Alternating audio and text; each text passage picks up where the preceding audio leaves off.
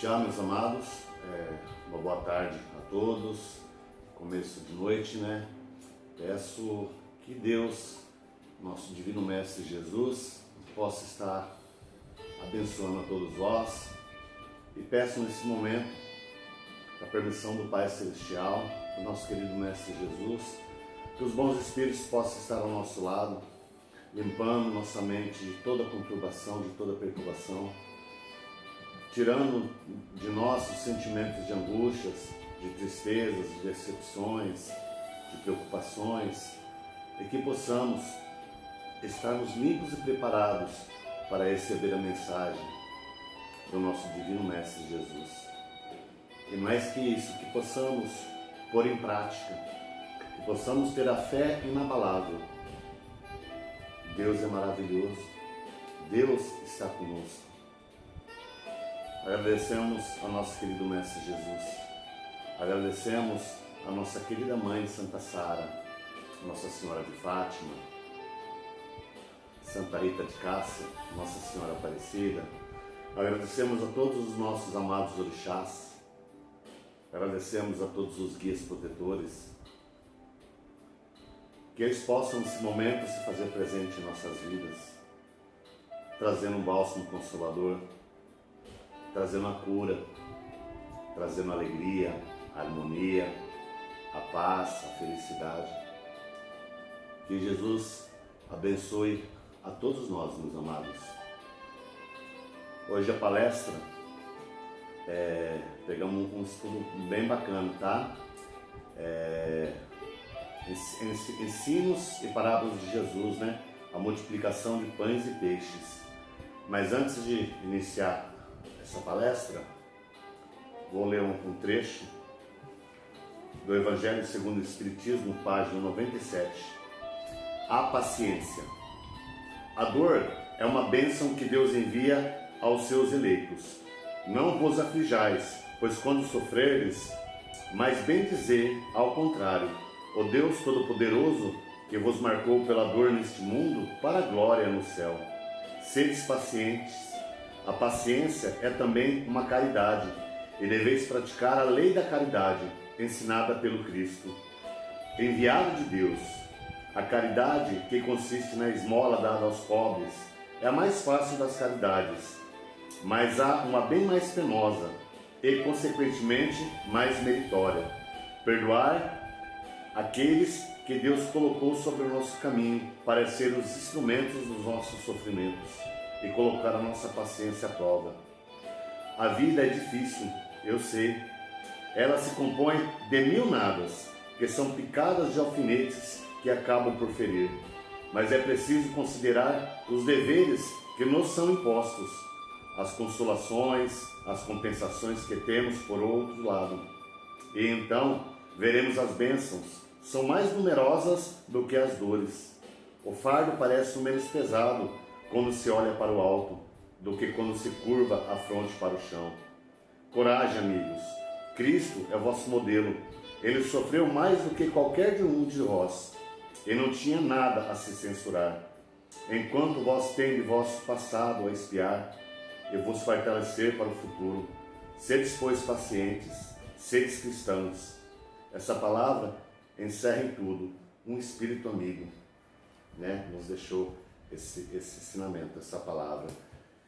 Em minutos de sabedoria, procure não ler coisas desagradáveis e tristes, escândalos e desastres. Leia e pense somente o que é bom e puro, belo e verdadeiro. Afirme-se a si mesmo que esses são únicos estados dignos de Deus e do homem.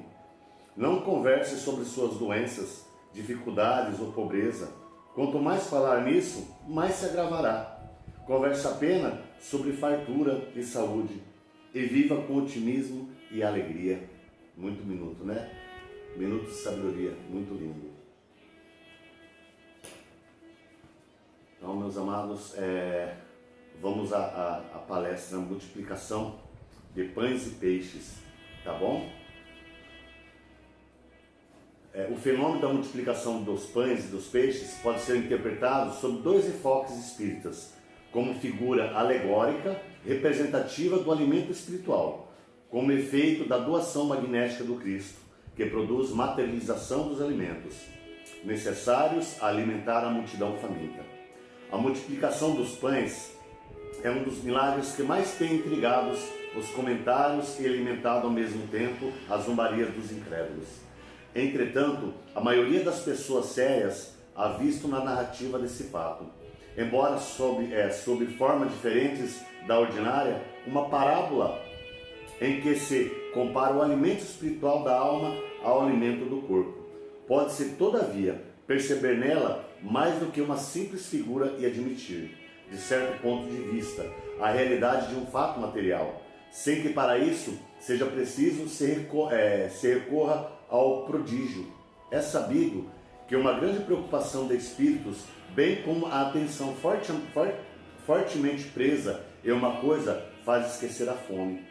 Ora, os que acompanhavam Jesus eram criaturas ávidas de ouvi-lo. Nada há, pois, de espantar que, fascinados pela sua palavra e também, talvez, pela poderosa ação magnética que ele exercia sobre os que cercavam, elas não tenham experimentado a necessidade material de comer. Allan Kardec, está em Gênesis, capítulo 15, item 48. Tá? A primeira multiplicação de pães e peixes. Tá? Regressando, os apóstolos contaram-lhe tudo o que eu tinha feito, e tomando consigo, retirou-se para um lugar deserto, de uma cidade chamada Betsaida. E sabendo a multidão, os seguiu, e ele os recebeu, e falava-lhes do reino de Deus, e sarava os que necessitavam de cura. E já o dia começava a declinar. Então, chegando-se a ele, os 12 disseram-lhe: despede a multidão, para que, indo aos campos e aldeias ao redor, se agasalhem e achem o que comer, porque aqui estamos em lugar deserto. Mas ele lhe disse, Jesus: dai-lhes-vos de comer. E eles disseram: não temos senão 5 pães e 2 peixes, salvo se nós próprios fomos comprar comida para todo esse povo, porquanto estavam ali quase 5.000 homens. Disse então aos seus discípulos Jesus: fazei-os assentar em grupo de 50 em 50. E assim os discípulos o fizeram, fazendo assentar a todos. E tomando os 5 pães e 2 peixes, e olhando para o céu, abençoou e partiu-os, e deu aos seus discípulos para os porem diante da multidão. E comeram todos e saciaram-se. E levantaram do que lhes sobrou 12 cestos de pedaços. Está em Lucas, capítulo 9, de 10 a 17. A segunda multiplicação de pães e peixes. E Jesus, chamando seus discípulos, disse: tenho compaixão da multidão, porque já está comigo há 3 dias e não tenho o que comer. Eu não quero despedi-la em jejum, para que não desfaleça no caminho. E os seus discípulos lhe disseram: de onde nos viriam num deserto tanto pães para saciar tal multidão? E Jesus disse: quantos pães tendes? E eles, os apóstolos, disseram: 7 e uns poucos peixinhos. Então mandou a multidão que se assentasse no chão. E tomando os 7 pães e os peixes, e dando graças, partiu e deu aos seus discípulos, e os discípulos à multidão. E todos comeram e se saciaram, e levantaram do que sobrou, 7 cestos cheios de pedaços. Ora, o que tinham comido era 4.000 homens, além de mulheres e crianças. E tendo se despedido da multidão, entrou no barco e dirigiu ao território de Magdala. Está em Mateus, versículo 15, de 32 a 39. Perdão. O fenômeno da multiplicação dos pães e dos peixes, considerado milagre por algumas teologias cristãs, é relatado pelos 4 evangelistas e aconteceu em 2 oportunidades distintas. Uma no lugar deserto, nas proximidades de Betsaida, e outra antes do território de Magdala. Na primeira multiplicação, ou partir de 5 pães e 2 peixes, Jesus alimentou 5.000 pessoas e ainda sobraram 12 cestos com pedaços desses alimentos. Na segunda multiplicação, 4.000 pessoas tiveram a fome saciada, tendo como base 7 pães e alguns peixinhos, sobrando 7 cestos com pedaços. A primeira multiplicação é relatada nesse texto de Lucas e também por Mateus, versículo 14, de 13 a 21, e Marcos, versículo 6, de 34 a 35, João, versículo 6, de 1 a 14, e a segunda por Mateus, no texto citado por Marcos, em 8, de 1 a 10. Não há dúvida, portanto, de que o fato aconteceu. Importa, entretanto, indagar como ocorreu efetivamente a multiplicação de pães e peixes. Para o Espiritismo, o Cristo produziu a materialização de pães e de peixes. Entretanto, é importante que esse efeito físico conduza o estudioso ao entendimento das implicações espirituais, de que o fenômeno se reveste mais importante do que o alimento material. Deve-se ficar atento à alegórica do alimento espiritual, simbolizado nos ensinamentos de Jesus. Temos de distinguir dois aspectos, o material e o espiritual. Materialmente falando, o fato pertence ao gênero de fenômenos, de efeitos físicos. E nas sessões espíritas de efeitos físicos, já tem-se observado a formação de objetos pelos espíritos com auxílio dos médios. Jesus, médio de Deus, ajudado pela mediunidade de seus 12 discípulos e assistido pelos espíritos que o secundavam nos trabalhos evangélicos, faz com que se materializem em suas mãos os bocados de pão para o povo. Pode-se perceber nessas passagens evangélicas mais do que uma simples figura e admitir de certo ponto de vista a realidade de um fato material, sem que para isso seja preciso se recorrer ao prodígio. A interpretação que segue dos registros de Lucas e de Mateus, inseridas nesse roteiro, será realizada concomitantemente, destacando-se as poucas diferenças existentes entre os dois registros. São mais de formas do que de conteúdo. A interpretação desses evangelhos, a primeira parte do texto de Lucas, regressando os apóstolos, contaram-lhe tudo o que tinha feito, e tomando consigo, retirou-se para um lugar deserto, em uma cidade chamada Betsália, e sabendo a multidão, os seguiu, e eles lhe recebeu e falavam do reino de Deus, e sarava os que necessitavam de cura, e já o dia começava a declinar. Então, chegando-se a ele, os 12 disseram: despede da multidão, para que, indo aos campos e aldeias ao redor, se agasalhem e achem o que comer, porque aqui estamos em lugar deserto. Mas Jesus lhe disse: dai-lhes-vos de comer. E eles disseram: não temos senão 5 pães e 2 peixes, mestre. Salvo se nós próprios fomos comprar comida para todo esse povo. Portanto, estavam ali quase 5.000 homens. Disse então aos seus discípulos: fazer assentar em grupos de 50 e 50, Está em Lucas, de 10 a 14. O texto de Mateus da segunda multiplicação. E Jesus, chamando seus discípulos, disse: tenho compaixão da multidão, porque já está comigo há 3 dias e não tenho o que comer. Eu não quero despedi-la em jejum, para que não desfaleça no caminho.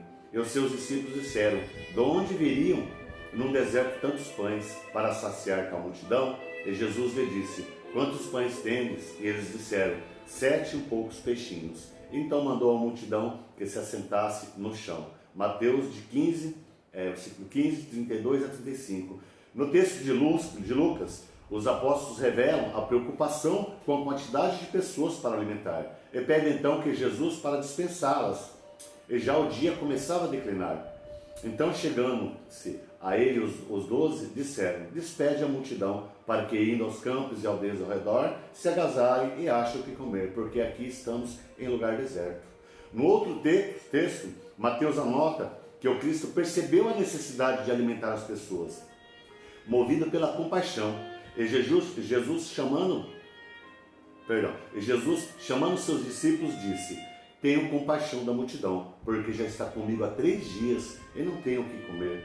Não quero despedi-la em jejum, para que não se desfaleça no caminho. Em ambas citações, identifica a necessidade de auxiliar a multidão faminta.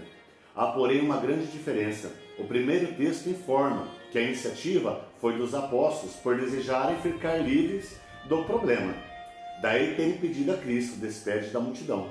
O segundo texto relata que a percepção inicial do Cristo, que tendo compaixão do que o seguiram por 3 dias, quis alimentá-los. Ambos, Jesus e os apóstolos, identificaram a problemática, alguém com fome. A resolução do problema, entretanto, seguiu o nível de entendimento de cada um, livrar-se da dificuldade ou amparar os que sofriam a privação. Lucas registrou que, por ter Jesus detectado nos apóstolos sentimentos de querer livrar do problema, disse-lhes: dai-lhes-vos de comer, né? Em Lucas 9,13. Justamente o que eles não queriam fazer, por ignorar como afinal só possuía alguns pães e peixes. Uma inesquecível lição foi ensinada por Jesus naquele momento. Diante da multidão fatigada e faminta, Jesus recomenda aos apóstolos: dai-lhes de comer. A observação do mestre é importante quando realmente poderia ele induzi-los a recriminar a multidão pela imprudência de uma jornada exaustiva até o monte, sem a garantia do farmel. O mestre desejou, porém, gravar no espírito dos aprendizes a consagração deles ao serviço popular. Ensinou que os cooperadores do Evangelho, perante a turba necessitada, compete tão somente um dever, o da prestação de auxílio desinteressado e fraternal.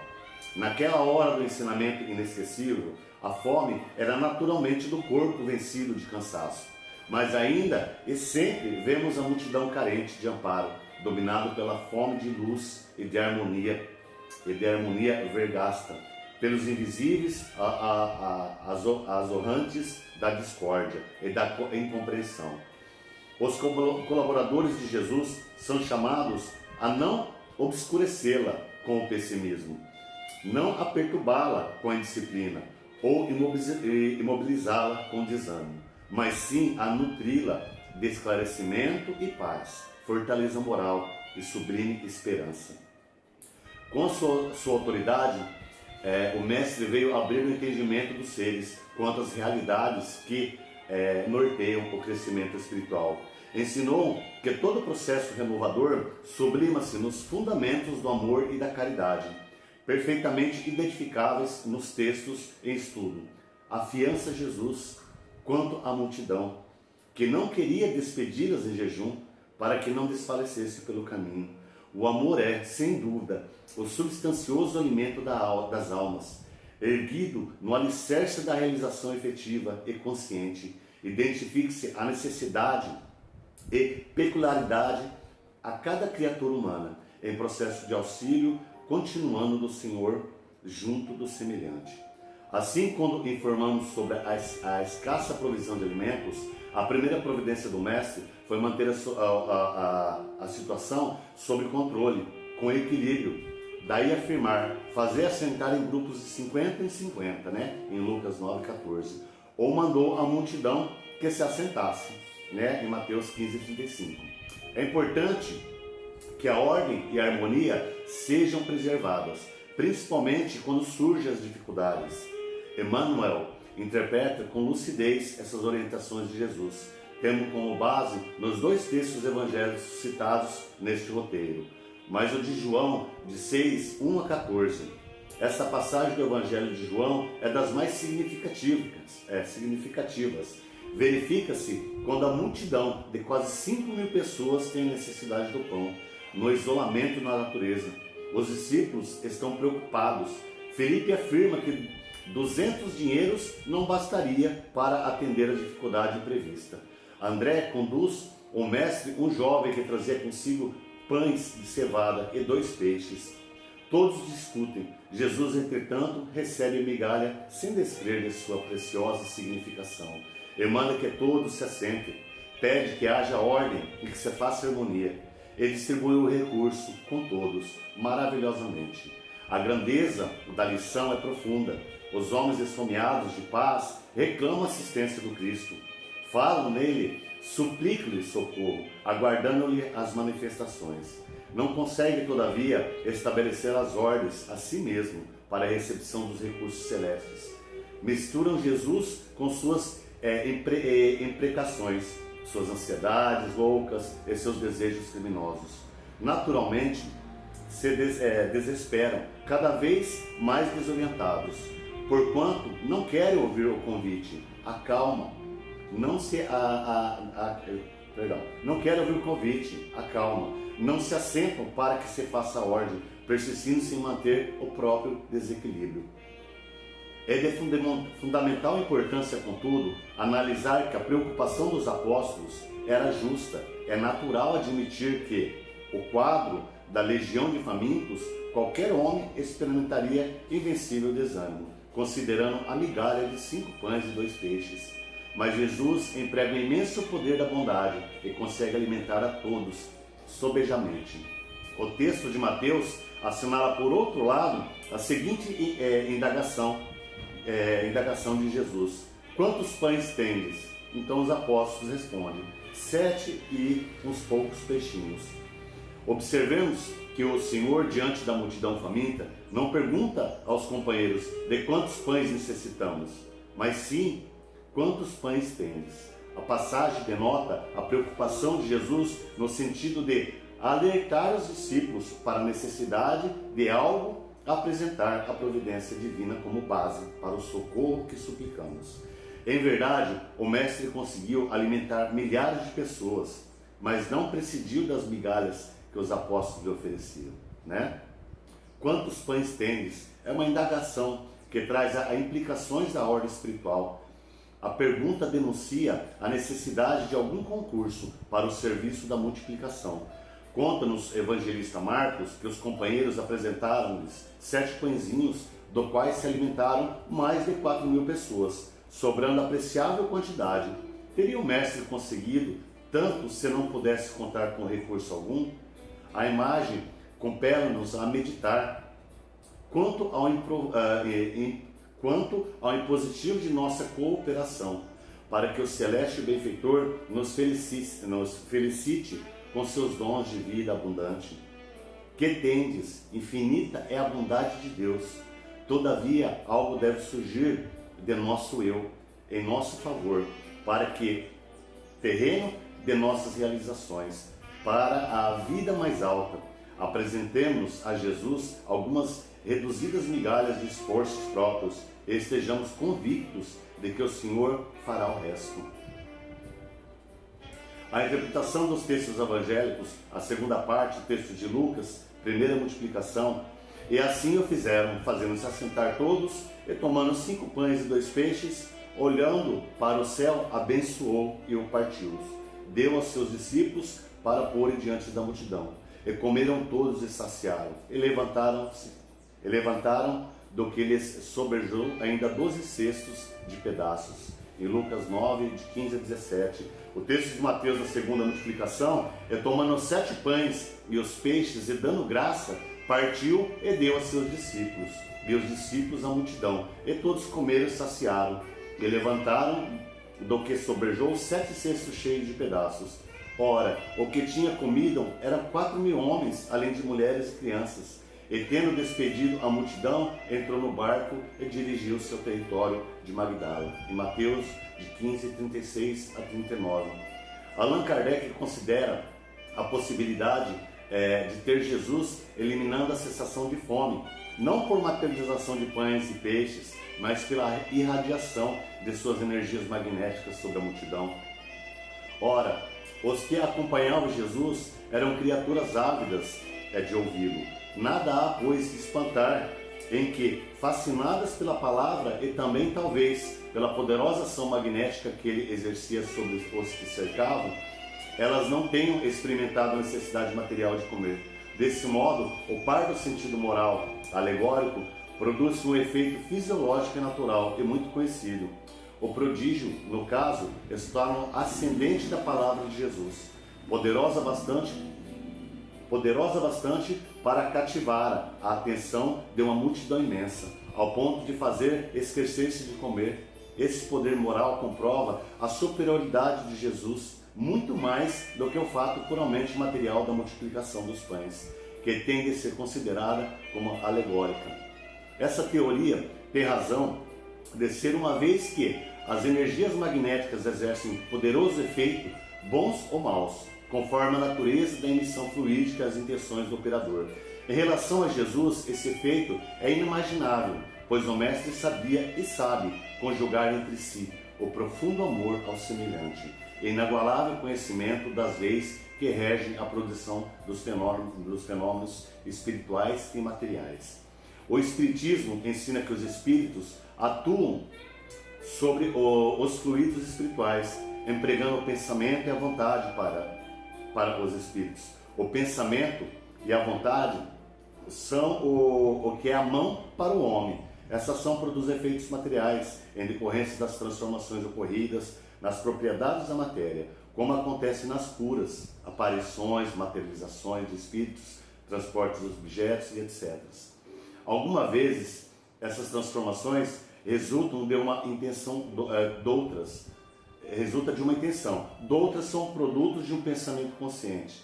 Basta que o espírito pense numa coisa para que esta se produza, como basta que modele uma área para que esta repercuta na atmosfera. Por análogo feito, o pensamento do espírito cria fluidificamente os objetos que eles desejam habituar e usar.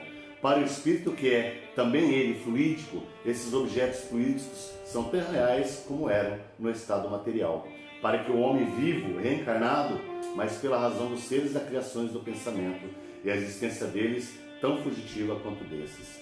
Não podemos esquecer, contudo, que em outras oportunidades Jesus agiu sobre a propriedade da matéria, modificando-a, tal como aconteceu na transformação da água e vinho nas bodas de Canaã, em João, né? Caibar Schuel, assim como André Luiz, defendem a ideia de materialização de pães e peixes, da mesma forma que os espíritos e objetos são materializados, até porque sobraram cestos contendo pedaços desses alimentos. A panificação do trigo, sob as ordens e direção de Jesus Cristo no deserto, não pode deixar de obedecer à lei da materialização dos corpos. Tenham eles a natureza que tiveram, sejam de carne e de massa, de pedra ou de pedra. O fenômeno da materialização tem como complemento o da desmaterialização, que se assenta juntamente no princípio positivo proclamado pela ciência materialista, que é uma existência no universo, uma força e da matéria. Força e matéria são os princípios constitutivos do universo, mas como está mais que provado que a força e a matéria não podem por si só produzir fenômenos inteligentes. Todo efeito inteligente deve forçadamente ter uma causa inteligente. O Espírito vem demonstrar a existência de inteligências livres e individualizadas, que presidem a direção das forças e manipulam a matéria em suas múltiplas manifestações objetivas. Caibar considera também que de duas naturezas eram os pães que Jesus ofertou à multidão, que presunçosa seguia seus passos, o pão para o corpo e o pão para a alma, o pão que sacia a fome do espírito. Não nenhuma dúvida a esse respeito, pois como esclarece Kardec, Jesus estava empenhado em fazer que os ouvintes compreendessem o verdadeiro sentido do alimento espiritual. Esse alimento é a palavra, é o pão que desceu do céu e dá vida ao mundo. Jesus é o despenseiro divino, compadeceu-se da humanidade que marchava na aridez da matéria e fraqueou-lhes a despensa celeste, onde há o pão espiritual para todas as almas famintas, luz para clarear todas as trevas, consolo para todas as aflições, esperança para todos os desalentos. Jesus multiplica incessantemente a sua palavra, de modo que nunca deixará de fartar as multidões que ocorrem a ele, e sempre sobrará para os que vierem depois. Né? É muito, muito bonito esse texto da multiplicação, né? Essa parábola. Devemos sempre ter a fé inabalável, né? Os apóstolos pediram para que Jesus mandasse aquela população embora, né, para os vilarejos, para que pudesse procurar um abrigo e algo para comer. Como explica o texto, se livrar da dificuldade, né? Jesus, não, ele falou, quantos pães, né, tem? Fez a multiplicação, deu a todas aquelas pessoas, né? E todos saciaram e ainda sobraram muitos alimentos. E Jesus, na outra passagem, né, vê a multidão que seguia já 3 dias sem se alimentar e compadeceu-se deles, né? Perguntando multiplicando os pães e os peixes e saciando a fome de todas aquelas pessoas e despedir-se deles, né? Jesus é maravilhoso em nossas vidas.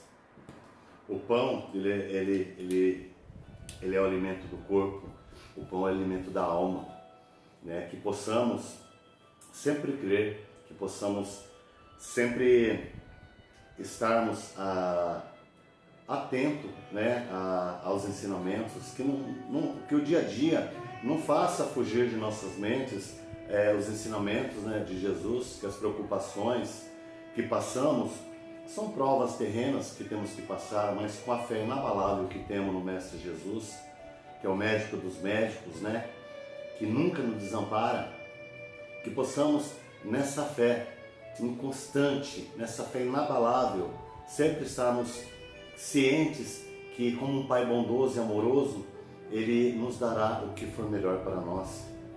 E da mesma forma pedimos que Jesus possa estar enviando Teus Santos Espíritos à vida de cada um de vocês, levando a paz para o corpo, para o coração, para a mente, trazendo a cura da vida física, da vida espiritual, que todos possam ser curados de vossos males, né?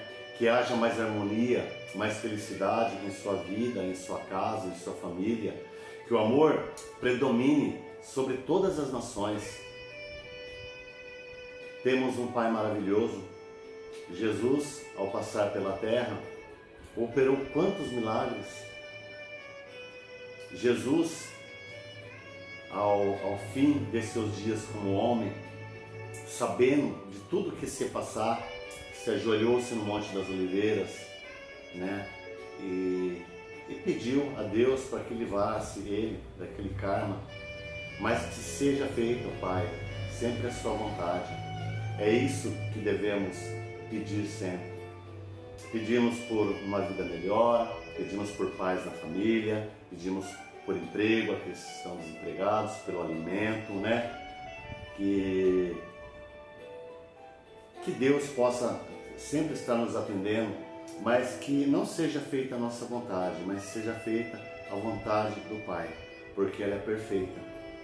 Tenhamos paciência em certos assuntos pessoais nossos, profissionais, acreditando que o melhor vai vir.